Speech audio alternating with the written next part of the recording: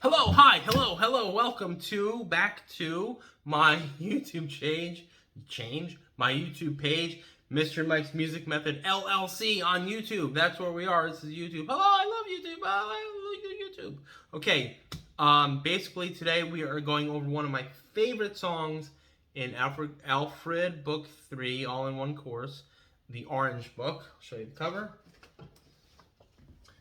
This is why I call it the Orange Book. Up here, it's orange. Okay. I love this song. This is song 3. Now, I do think that they put this song a little bit early in the book. I think it should be later on in the series, but I'm not the author. I didn't write the book. It is a cool song, but it is also a challenging song.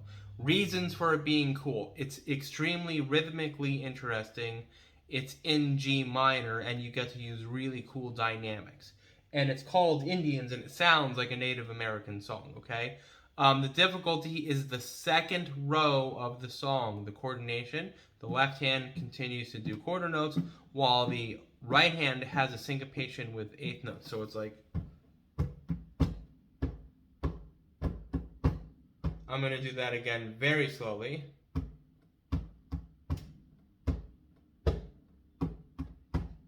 Now I'm going to do that with notes. Now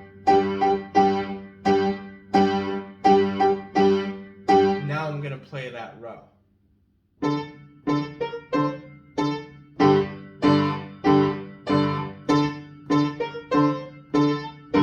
Remember to repeat.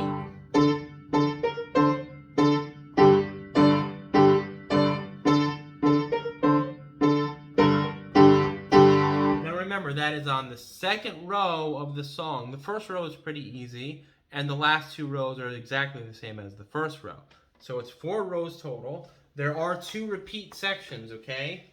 So you do have to repeat the first line, and you do have to repeat the second line. Again, this one is the difficult line. I'm going to play the piece now, and then we're going to go over how to practice this middle section. Okay? Remember to repeat. We are in open G position. So the right thumb is on G above middle C. Middle C is down here. I am on G. 1, 2, 3, 4, 5. 5 notes up from C. Okay? So my thumb is on G. My left pinky is on not this G. Not the one by middle C. The next one down. So it's a very low G, okay? And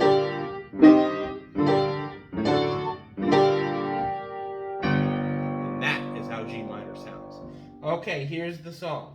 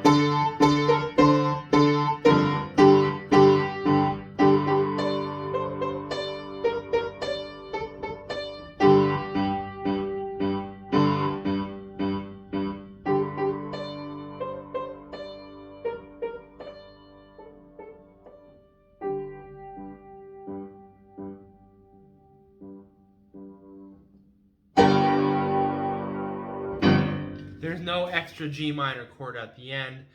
I usually play it because it sounds cool. What a fantastic song. Let's first talk about the middle section. I showed it to you a moment ago. I'm going to show it to you again.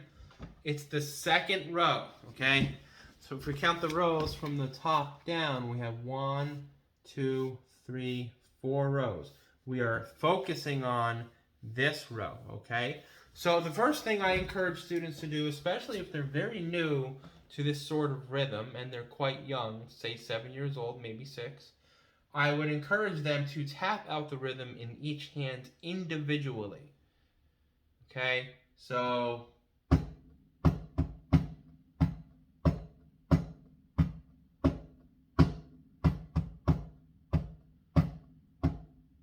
with a lot of repetition. Of the first week of teaching the song, if they really have trouble getting the coordination down with the fingers, it may be appropriate to teach them to do this, to practice this the whole section. The whole week. And play the outer sections. Like I said, all of the other sections. Skipping the middle line, second line, skipping the second line, moving to the third.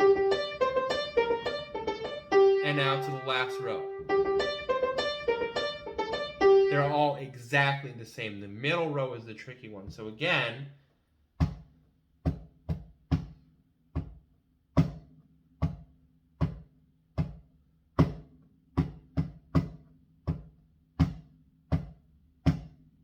repeat.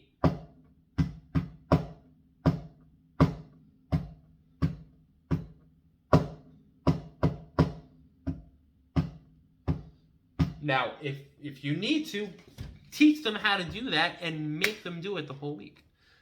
I bet you in 3 weeks, if they do that consistently, and then the next week you do hands apart rhythmically, and then the third week you should be able to put hands together. Now, the left hand in the row is extremely easy. 1, 2, 3, 4. Or 1, 2, 3, 4, 5, 6, 7, 8. 1, 2, 3, 4, 5, 6. Again, this is the second row. So 7, 8, 1, 2, 3, 4, 5, 6, 7, 8. Repeated. 1, 2, second row, 7, 8, 1, 2, 3, 4, 5, 6, 7, 8. 1, 2, 3, 4, 5, 6, 7, 8. 1, 2, 3, 4, 5, 6, 7, 8. And that's it, okay? Again, putting them together is the difficulty. So make them practice that for a week, and then the following lesson, have them try it together.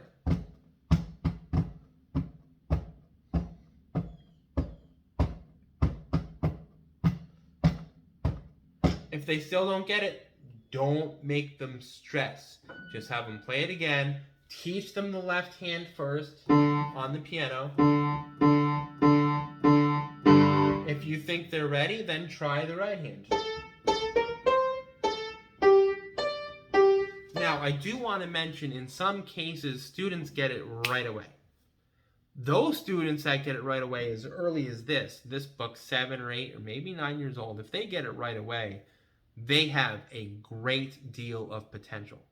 And maybe during their senior recital, they can play the Rachmaninoff Prelude in G minor, or Franz Liszt La Campanella, or Sonata Pathétique, first movement, whatever. I can tell if a student at this level is picking it up quickly, they have I don't even know how to put it in words. They just have so much potential. You want to really nurture that, and you want to tell them that.